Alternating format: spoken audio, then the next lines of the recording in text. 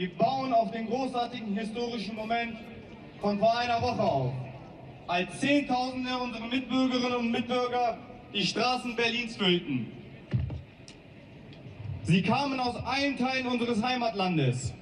Unter ihnen waren hunderte Vertreterinnen und Vertreter der vielfältigen Nationalitäten Irans. Ein lebendiges Abbild des Irans, den wir entschlossen sind aufzubauen. Unsere Botschaft heute ist dieselbe wie in Berlin. Klar, einfach und unerschütterlich. Der Wandel wird aus dem Inneren Irans kommen. Nicht durch ausländische Interventionen und nicht durch jene, deren Strategie auf andere Länder setzt. Dieses Regime muss und wird vom iranischen Volk und seinem organisierten Widerstand gestützt werden. Es darf keinen Zweifel geben. Dieses Mal wird sich die Geschichte nicht wiederholen. Die demokratische Revolution Irans wird nicht noch einmal gekapert werden. Was die internationale Gemeinschaft tun muss, ist ebenso klar. Sie muss unmissverständlich erklären, dass sie das Recht des iranischen Volkes und der Widerstandseinheiten anerkennt, sie der Revolutionsgarden entgegenzustellen und diese Diktatur ein Ende zu setzen. Nicht mehr, nicht weniger. Die Zukunft Irans gehört seinem Volk. Und die, meine Damen und Herren, diese Zukunft hat bereits begonnen. Danke. Und nun erteilen wir Herrn Abolghasem Rezai, dem leitenden Sekretär des Nationalen Widerstandsrates Iran, das Wort, der auch unter dem Schah ein politischer Gefangener war. 3 seiner Schwestern und 3 seiner Brüder wurden sowohl vom Regime des Schahs als auch vom Regime der Mullahs getötet. Bitte heißen Sie ihn willkommen.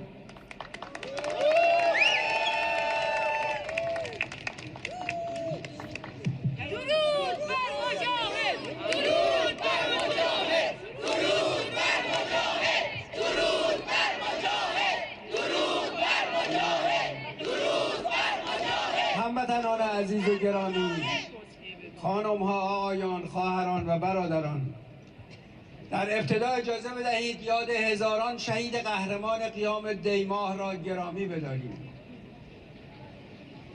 دوستان عزیز،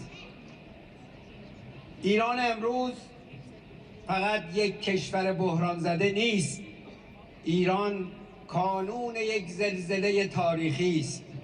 زلزله‌ای که از خیابان‌های تهران تا مرزهای خاورمیانه را لرزانده و یک حقیقت را فریاد می‌زند.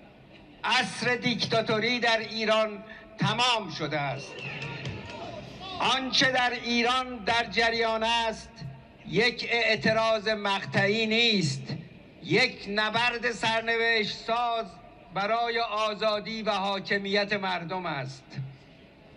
کشتار جوانان در خیابانها، شلیک به سر معترضان، هجوم به بیمارستانها و کشتار مردم روی تخت بیمارستان نشانه قدرت یک حکومت نیست، نشانه وحشت یک رژیم در حال فروپاشی است. رژیمی که برای بقا یک ابزار دارد: گلوله و کشتار و شلاق و شکنجه. در سالگرد انقلاب ضد سلطنتی به یاد بیاوریم که وقتی شاه مجبور شد شلاق و شکنجه را کنار بگذارد چه زود سرنگون شد، و وقتی یک حکومت فقط با کشتن میتواند حکومت کند یعنی هیچ مشروعیتی ندارد. اما بگذارید روشن‌تر بگویم، مردم ایران نه برای بازگشت به گذشته قیام کردند، نه برای تعویض یک دیکتاتور با یک دیکتاتور دیگر.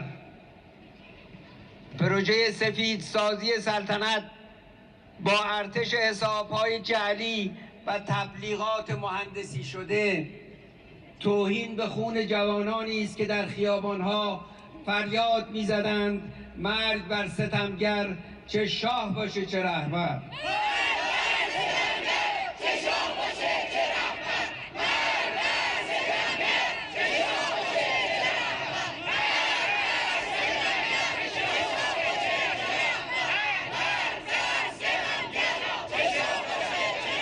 این پروژه تنها در خدمت رژیم و ماندگاری آن است. مردم ایران یک چیز می‌خواهند: آزادی و دموکراسی و یک جمهوری مبتنی بر رأی مردم، جدایی دین از دولت، برابری زن و مرد و حقوق ملیت‌ها و مذاهب. حضور ده‌ها هزار ایرانی در حمایت از مقاومت مستقل ایران، یعنی شورای ملی مقاومت در برلین، نشان داد که خواست اصلی مردم ایران چیست. الان هم سوالی نیست که آیا تغییر در ایران رخ می‌دهد یا نه، چون تغییر آغاز شده است. سوال این است که جهان در کدام سوی تاریخ می‌ایستد؟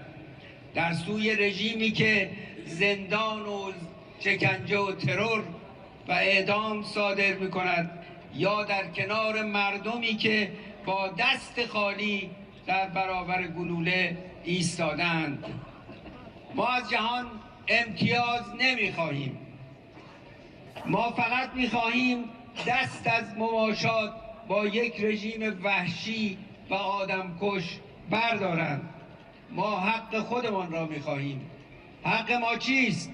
به رسمیت شناختن مبارزه مردم ما برای سرنگونی استبداد، توقف ماشین اعدام، محاکمه رهبران رژیم به خاطر جنایت علیه بشریت، قطع شریان‌های مالی دیکتاتوری، بستن سفارتخانه‌هایی که لانه جاسوسی و ترور هستند و دسترسی آزاد مردم به اینترنت برای شکستن دیوار سانسور.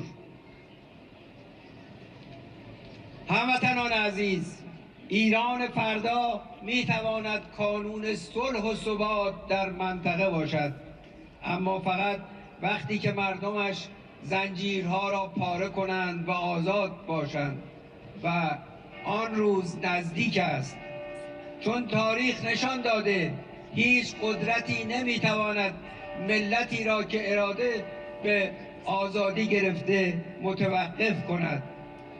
اما اجازه بدهید در برابر کنفرانس امنیتی مونیخ یک واقعیت امنیتی را صریح بگویم.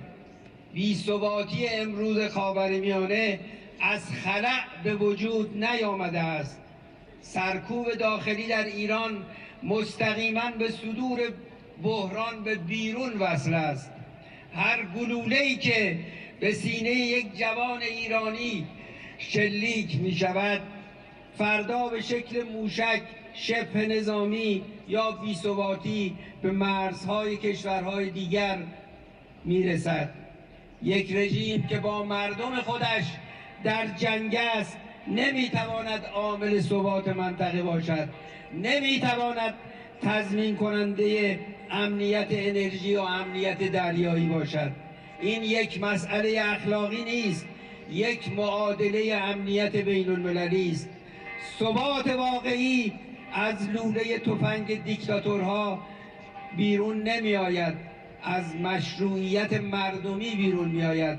و امروز مشروعیت در ایران در خیابان است، در زندان هاست، در مادرانی است که عکس فرزندان اعدام شدهشان را در دست دارند. آینده ایران پشت میزهای سرکوب نوشته نمی شود، در اراده نسلی نوشته می شود که دیگر نمی ترسد. تبلور این اراده را در خروش قهرمانانه کانونهای شورشی می بینیم، همانها که پرچم رزم را در هر شرایطی، حتی بعد از کشتار وحشیانه دیماه، بالاتر و بالاتر نگاه داشتند. پس درود بر کانونهای شورشی، درود بر قهرمانان قیام دیماه. بر خامنه ای درود بر رجبی.